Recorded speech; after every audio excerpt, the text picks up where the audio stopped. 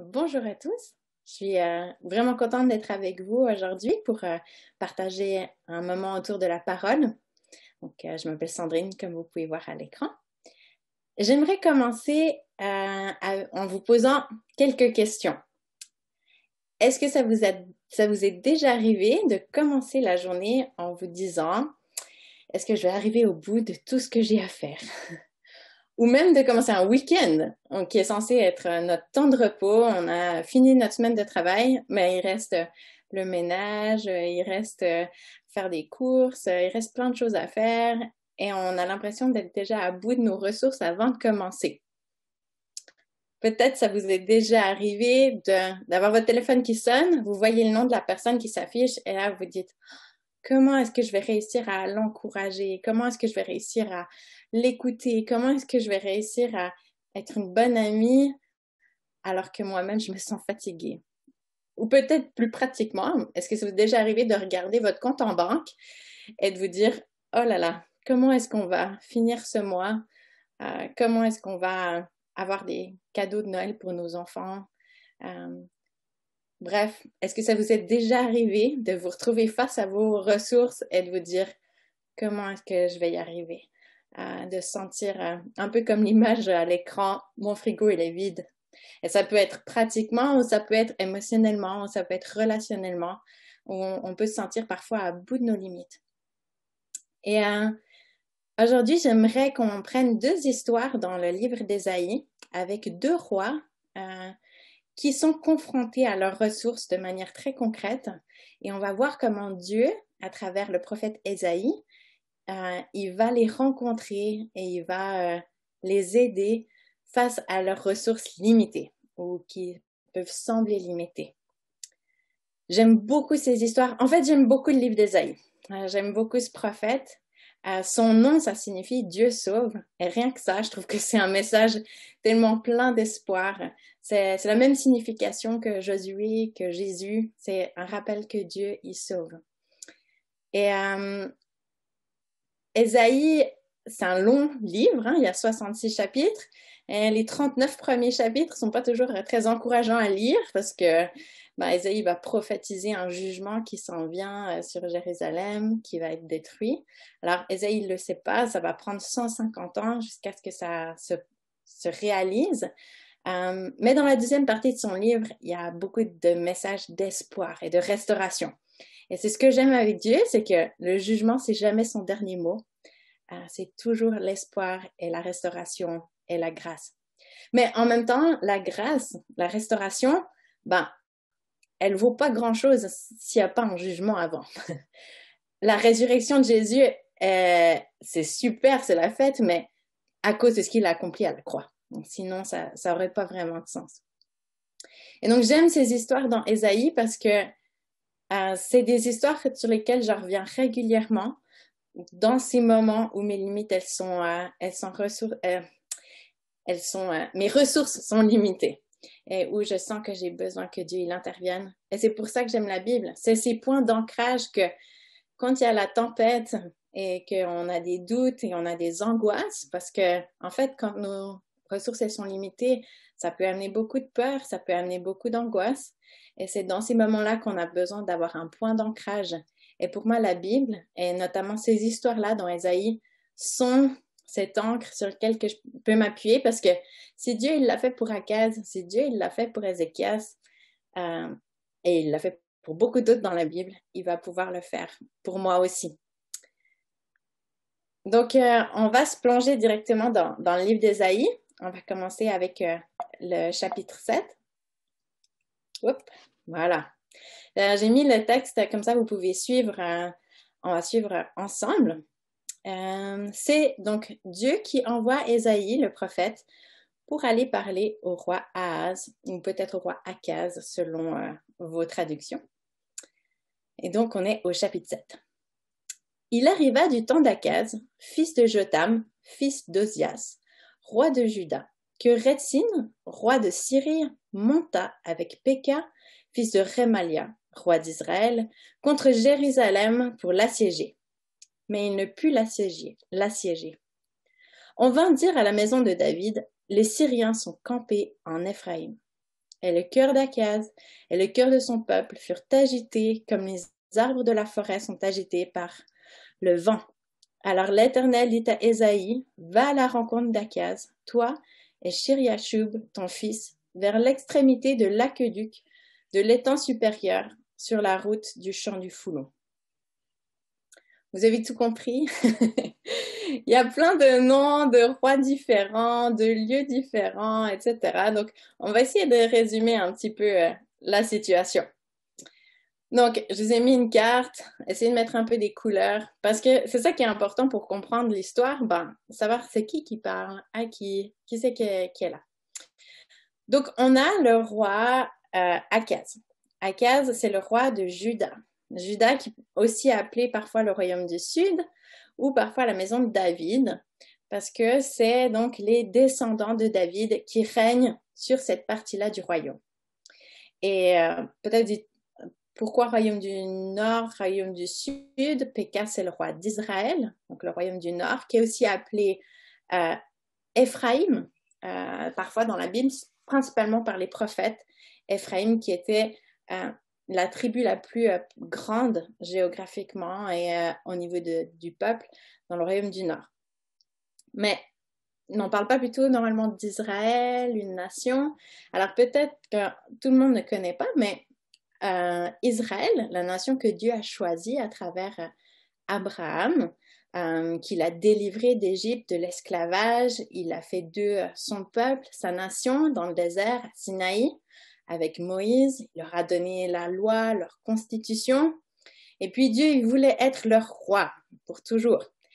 Mais le peuple avait envie d'avoir leur propre roi, donc Dieu leur a donné Saül, puis David, et ensuite c'est le fils de David qui a pris le royaume avec Salomon. Mais malheureusement, Salomon, bien qu'il ait très bien commencé son royaume, plein de sagesse, il n'a pas très bien terminé.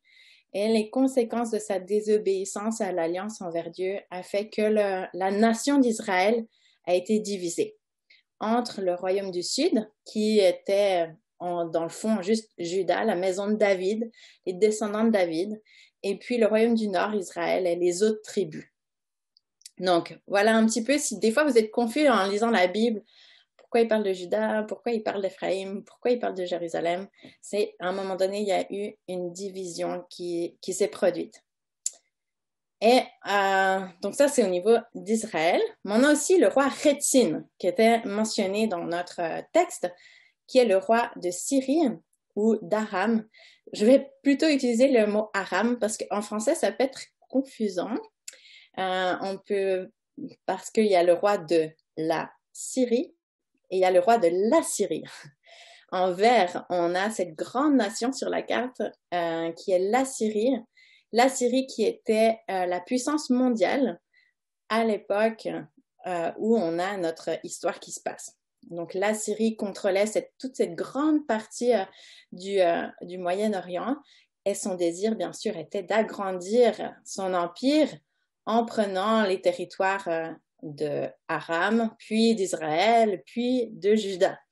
Et si possible même d'aller jusqu'en Égypte. Alors pourquoi est-ce que cet endroit était si convoité par les Assyriens?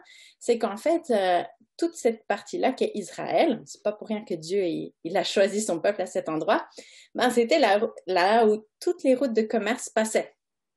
Toutes les richesses d'Afrique pour aller en Europe et pour aller en Asie, ça passait par Israël et inversement pareil. Donc, une manière incroyable pour Dieu de se révéler aux nations du monde entier, puisqu'il y a un passage incroyable par Israël.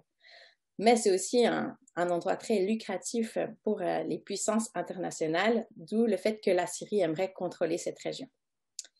Et donc, la Syrie fait pression et Aram et Israël vont faire une alliance pour essayer de résister à la Syrie. Ils vont se mettre ensemble. Ils vont proposer à Akaz de se joindre à eux pour faire cette alliance, mais Akaz va refuser. Alors on peut se dire, c'est bien, il met sa confiance en Dieu, mais on verra plus tard que c'était pas pour des bonnes raisons qu'il a refusé. Lui, il avait une autre stratégie en tête. Il voulait faire alliance avec la Syrie pour s'assurer une protection. Alors, vu que Akaz refuse de s'allier avec Israël et Aram, Israël et Aram vont attaquer Juda. Leur stratégie, c'est qu'en attaquant Juda, s'ils gagnent, ils peuvent récupérer des soldats, ils peuvent récupérer des armes, ils peuvent récupérer de l'argent pour faire d'eux une résistance un peu plus grande contre la Syrie. Bon, ok, là, on peut se dire, Sandrine, on n'est plus dans un cours biblique, on est dans un cours historique et technique de guerre. Mais en même temps, c'est important de comprendre ça pour comprendre cette menace que Akaz faisait face. Donc, on va revenir à notre texte. On a Akaz, donc, qu'on a vu, il entend cette nouvelle qu'il y a Aram et Israël qui vont se liguer contre lui, qui vont l'attaquer, et le but, c'est vraiment de le dépouiller pour pouvoir faire face à la Syrie. Et le cœur d'Akaz et le cœur du peuple étaient agités, comme le vent, comme les arbres sont agités par le vent. C'est vraiment, c'est cette angoisse. C'est une angoisse qui est réelle. On peut imaginer la guerre, c'est vraiment une situation, une angoisse qui est réelle.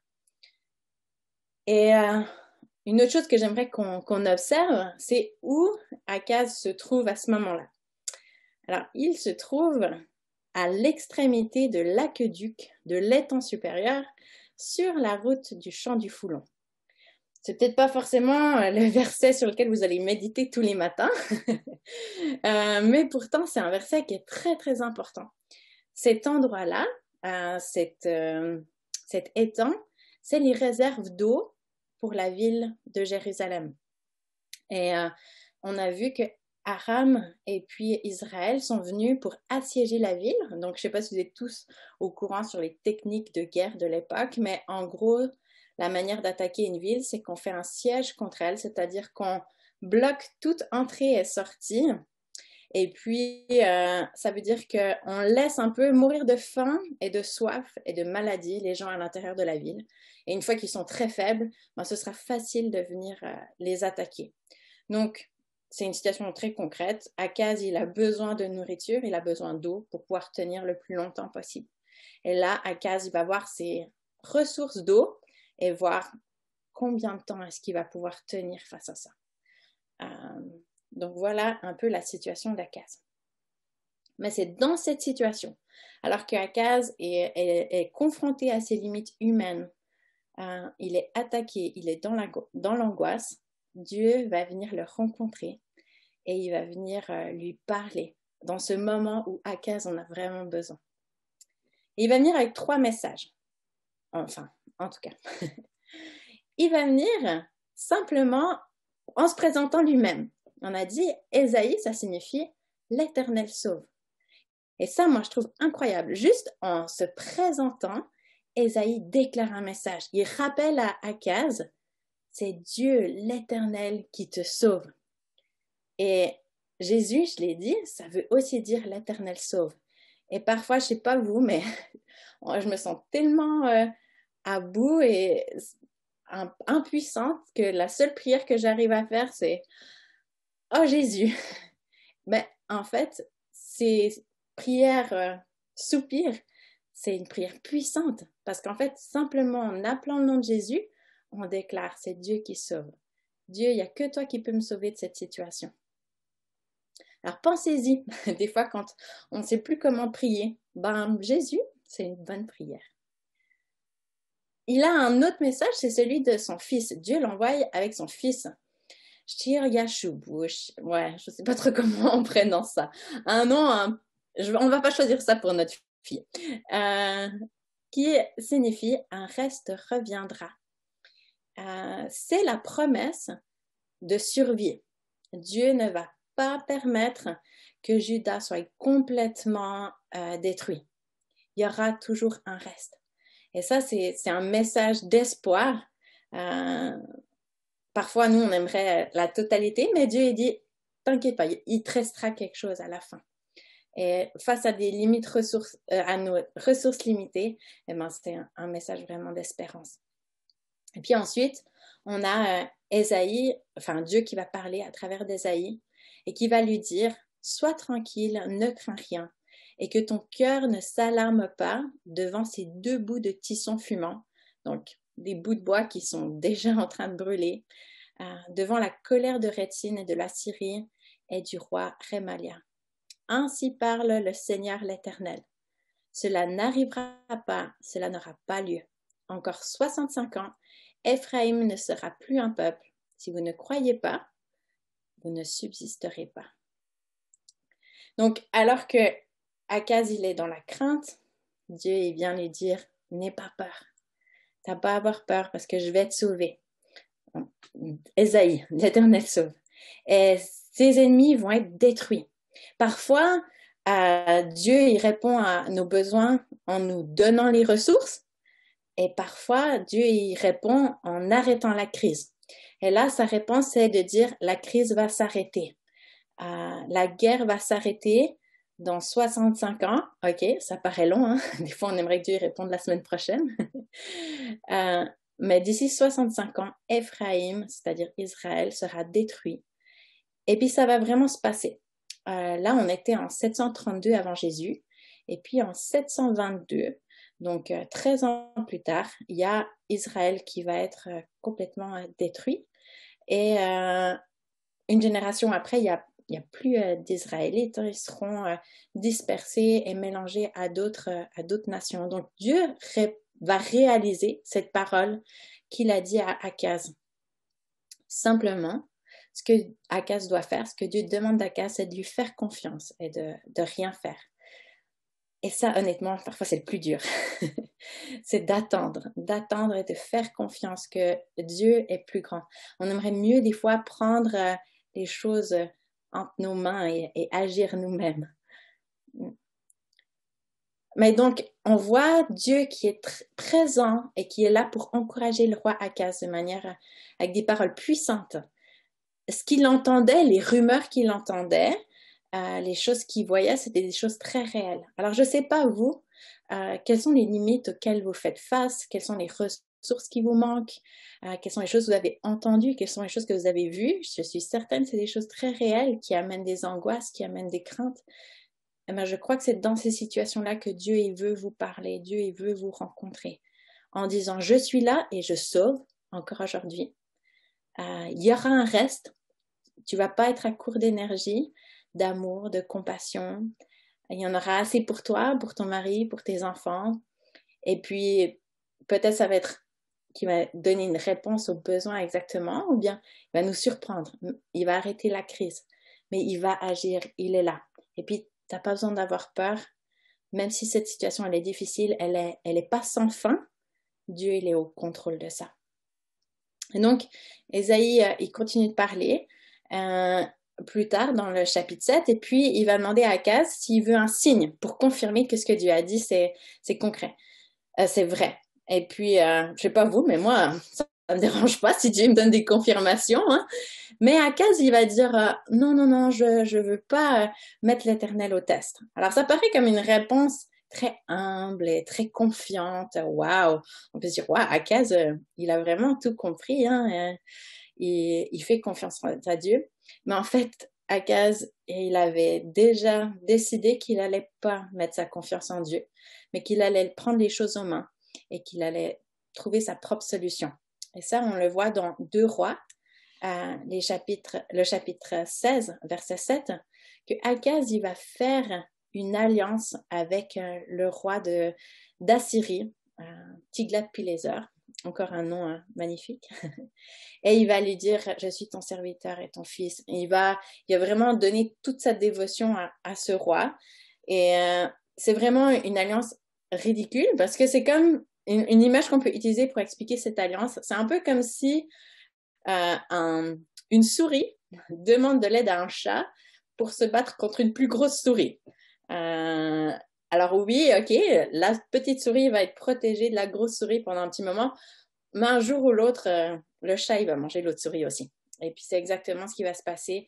Akaz va être vidé de toutes ses ressources. Il va perdre toutes ses richesses, toutes les richesses du temple en particulier. Et c'est à ce moment-là qu'il va réaliser qu'il aurait mieux fait de mettre sa confiance en Dieu.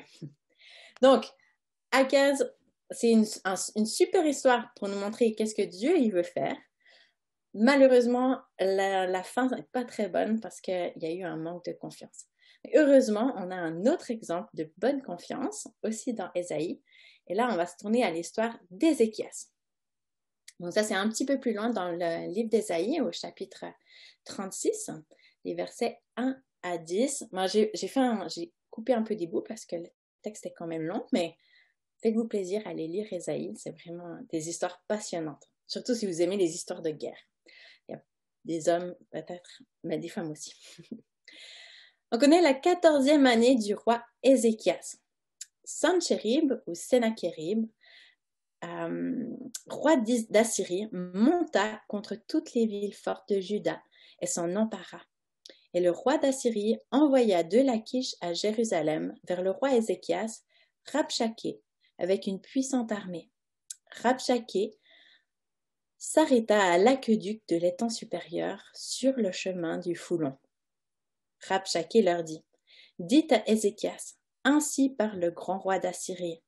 Quelle est cette confiance sur laquelle tu t'appuies? Je te le dis, ce ne sont que des paroles en l'air.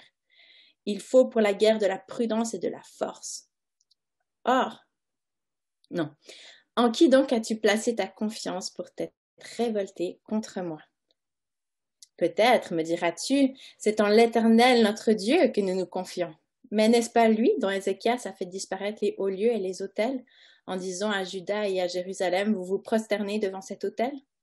Maintenant, fais une convention avec mon maître, le roi d'Assyrie, et je te donnerai 2000 chevaux si tu peux fournir des cavaliers pour les monter. Comment repousserais-tu un seul chef d'entre les moindres serviteurs de mon maître? Tu mets ta confiance dans l'Égypte pour les chars et pour les cavaliers? D'ailleurs, est-ce sans la volonté de l'Éternel que je suis monté contre ce pays pour le détruire? L'Éternel m'a dit, monte contre ce pays et détruis-le. Donc, on voit une situation qui est un peu similaire au roi Akaz. Il est de nouveau une menace de guerre. Cette fois, on se trouve en 701 avant Jésus, donc à peu près 30 ans plus tard. Le roi Ézéchias, qui est le fils d'Akaz, roi de Juda. À ce moment-là, Israël a déjà été détruit, Aram également, les deux par l'Assyrie. Donc maintenant, c'est l'Assyrie qui vient contre Juda et c'est une menace qui est très, très, très réelle puisque Juda vient de voir deux nations être détruites par l'Assyrie. Je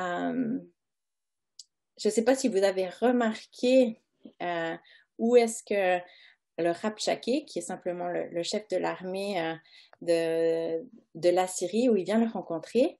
Il vient le rencontrer à l'aqueduc de l'étang supérieur sur le chemin du Foulon, donc au même endroit. Il vient là où Akaz aurait pu avoir une victoire, l'ennemi vient mettre le doute. Et Dieu veut nous rencontrer dans un endroit où nos ressources sont limitées, mais l'ennemi aussi. L'ennemi va essayer de nous mettre le doute, dire « Tu vas jamais tenir, regarde l'eau qui te reste, vous n'allez jamais pouvoir tenir. » Et puis, il va lui poser cette question, qui est-ce que tu mets ta confiance? Sur qui est-ce que tu t'appuies? Et Ézéchias, c'était un très bon roi. Étonnamment, malgré l'exemple pas très bon qu'il a eu de son père, lui, il a fait des très bons choix. Et une des choses qu'il a fait, c'est qu'il a enlevé tous les autels des autres dieux. Il les a enlevés de toute la nation de Juda. Alors, pour nous, on sait que ça voulait dire qu'il s'engageait à faire pleinement confiance à Dieu. Mais pour l'Assyrie, c'est un truc complètement fou parce que à l'époque, plus tu as de Dieu, plus tu as de chances d'être protégé, d'être sécurisé. Tu veux pas qu'il y ait un seul Dieu qui soit en colère contre toi. Donc, pour l'Assyrie, ils disent, mais là, tu es en train d'enlever tes sécurités en enlevant tous ces autels, alors qu'en fait, Ézéchias avait choisi envers qui il serait loyal, et ce serait l'Éternel et seulement l'Éternel. Sauf que pour l'Assyrie aussi, ils se disent, mais si on a réussi à battre Israël, si on a réussi à battre Aram, c'est sûrement que ton Dieu, l'Éternel, il est pour nous, puisqu'il nous soutient, il nous a aidés. Donc, on voit vraiment comme il y a une grosse confusion dans l'ennemi aussi, et qui va utiliser ça pour amener le doute chez Ézéchias. Donc de nouveau, une situation très concrète, très angoissante, où l'ennemi vient parler. Parfois c'est Dieu qui vient parler, parfois c'est l'ennemi qui vient parler. Mais on va voir la réponse d'Ézéchias qui est complètement différente d'Akaz.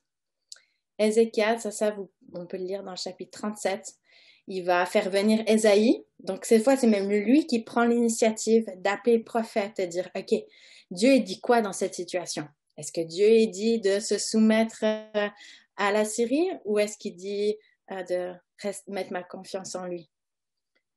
Et il va aller dans le temple, il va aller prier, il va aller dire à Dieu tout ce que l'ennemi lui a dit. Et puis, je trouve ça tellement beau. Des fois, on a juste besoin nos angoisses, elles sont tellement réelles, on a besoin de les déverser devant Dieu. On a besoin de lui dire, même s'il sait, même s'il a entendu tous les mots, c'est correct de lui dire, Dieu, tu as entendu ce qu'ils disent sur moi, tu as entendu ce qu'ils disent sur toi, tu as entendu ce qu'ils disent sur mes ressources, j'ai besoin que tu te manifestes. Et puis Dieu, il ne peut pas résister à un cœur qui lui fait confiance. Et ça, on voit un des plus grands miracles de guerre pour l'Ancien Testament. En une nuit, Dieu, l'ange de l'Éternel, va détruire toute l'armée assyrienne. Et ils vont se lever le matin, Ézéchias va se lever et il n'y aura plus un seul soldat assyrien vivant autour de Jérusalem. Dieu, de nouveau, a arrêté la crise. Et cette fois, c'était le lendemain. Des fois, il faut attendre 65 ans pour avoir une réponse, mais des fois, Dieu, il agit aussi le lendemain. Heureusement, hein, ça nous donne un peu d'espoir. Donc, c'est ça. Moi, j'aime beaucoup ces deux histoires qui sont très concrètes dans les besoins de ces deux rois, mais on voit Dieu qui se manifeste en parlant et on voit Dieu qui se manifeste en libérant. Et Dieu, il veut être présent dans vos situations aussi. Et puis, je ne sais pas quelles sont les circonstances dans lesquelles vous êtes, mais je sais que Dieu, il veut être présent avec vous. Peu importe les situations difficiles que vous pourriez faire face. Il veut être votre sécurité. Il sait de quoi vous avez besoin. Il connaît l'avenir et il est là pour nous donner sa grâce et sa paix. Alors, je ne sais pas, les craintes, les angoisses, les intimidations que vous faites face ou vos ressources limitées et très concrètes dans votre vie de tous les jours, que ce soit c'est ça, économique ou relationnel ou au niveau de l'énergie ou physique. Alors, je ne peux pas vous dire quand Dieu va répondre et comment il va agir, mais je peux vous dire que Dieu, il est présent. Pas juste qu'il va venir, mais il est déjà là. Et il veut vous parler et il veut se manifester parce que c'est un Dieu qui sauve et c'est un Dieu qui est digne de confiance. Mais peut-être peut-être que vous savez qu'est-ce qui vous manque, mais ça fait un peu peur de rien faire et de juste faire confiance à Dieu. Alors peut-être on a un plan B, un plan C de comment est-ce qu'on va pouvoir traverser cette tempête, comment est-ce qu'on va réussir à faire ça. Mais on a vu que pour Akaz, de mettre sa confiance en autre chose que Dieu, c'était pas la bonne solution. Parce que souvent, c'est des béquilles sur lesquelles on s'appuie, mais un jour ou l'autre, elles vont casser. Tandis que Dieu, c'est un bras sûr sur lequel on peut s'appuyer, qui ne va pas casser, qui ne va pas nous décevoir. Mais peut-être que aussi vous dites, OK, c'est cool, Dieu il veut sauver, Dieu il est digne de confiance, mais une chose qui est importante, c'est de savoir que Dieu vous aime suffisamment pour venir vous sauver. Parce que des fois, on se dit, OK, c'est cool, mais il va aider les autres. Mais moi, je ne suis pas digne qu'il vienne me sauver. C'est pas ce que j'ai fait. Peut-être que cette attaque de l'ennemi, je la mérite. C'est ça, comme l'ennemi venait dire à Ézéchias. Bah, Dieu, il est fâché contre toi. C'est pour ça que toutes ces choses, elles arrivent. Tu as enlevé tous ces autels, tu n'aurais pas dû. Peut-être que l'ennemi veut aussi vous mettre en doute que vous méritez que Dieu il vienne vous sauver ou que vous n'êtes pas digne de la puissance de Dieu et de sa délivrance. Je veux dire qu'il vous aime suffisamment. C'est pour ça qu'il a envoyé son Fils, pour vous sauver. Et il veut vous sortir de cette situation. Et donc, j'aimerais juste terminer en priant pour vous, quelle que soit la situation dans laquelle vous vous identifiez, que Dieu puisse venir vraiment vous rencontrer. Alors Seigneur, merci pour ta parole. Merci pour ces histoires, oui, qui datent d'il y a très très longtemps. Mais aujourd'hui, tu es le même. Et face à nos crises, face à nos angoisses, face à nos ressources limitées, face à nos besoins, tu veux venir nous parler. Et tu es encore Jésus, l'Éternel qui sauve. Et tu nous promets encore un reste, que tu vas pas... Il y a de la survie pour nous, tu es venu pour nous donner la vie et la vie en abondance. Et tu peux calmer nos angoisses et nos craintes parce que tu es digne de confiance. Et Seigneur, aide-nous dans notre incrédulité, dans nos manques de foi, là où on aurait envie de mettre notre confiance dans les choses peut-être qu'on peut voir alors que toi on ne peut pas te voir, sur des conseils du monde aussi parce que le monde doit survivre à leur manière sans toi. Seigneur, nous on t'a toi. Alors Seigneur, viens nous aider dans nos choix, dans nos décisions, à renouveler notre engagement de mettre notre confiance en toi et en toi seul. Et montre-nous à quoi ça ressemble. Parle-nous, montre-nous c'est quoi cet engagement que tu demandes de nous. Peut-être en choisissant la prière, en choisissant d'en parler à des frères et sœurs, en choisissant d'entourer de gens de foi et d'inviter ta parole, ce que toi tu veux dire pour notre situation. Et puis Seigneur, je prie pour une fraîche révélation de ton amour, que Jésus est mort sur la croix pour nous délivrer tous. Peu importe notre situation, peu importe ce qu'on a fait, on méritait la mort. On ne méritait pas que tu nous sauves. On méritait que les Assyriens, les Syriens viennent nous détruire. Mais toi, tu as pris cette destruction, tu as pris ce jugement sur toi à la croix pour nous délivrer. Alors merci, parce que peu importe qu'on en soit digne ou pas, toi, tu nous aimes suffisamment pour nous sauver et pour nous délivrer. Merci pour qui tu es, Jésus, et merci parce que tu rencontres chacun aujourd'hui dans leurs besoins alors que leurs ressources semblent limitées. Amen.